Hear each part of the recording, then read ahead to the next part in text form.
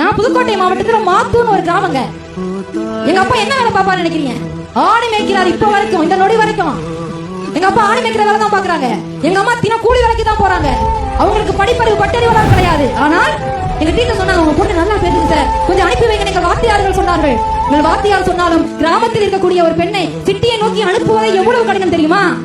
அப்படிப்பட்ட என்ன மாத்தூர்ங்கிற கிராமத்திலிருந்து புதுக்கோட்டை நகரத்துக்கு அனுப்பி இன்றைக்கு நான் ஒரு 7 ஆண்டுகளாக சென்னையில் ஊடகத்துறையில் வேலை பார்க்கிறேன் என்று சொன்னார். என் அப்பாவும் என்னாவும் அங்கே ஒரு கனவு கண்டு கொண்டு அவங்க கஷ்டப்பட்டு இருக்காங்க சார். என்னால ஒரு 2 நிமிஷம் அந்த வெயில நடந்து போயிட்டு வந்தா மூச்சு வாங்குது. ஏசி இல்லாம ஒரு 10 நிமிஷம் உட்கார முடியல. மேடையில ஒரு 1/2 மணி நேரம் பேசிட்டு கீழே போய் சேர்ல உட்காரும் போது 2 காலம் கடுக்குது.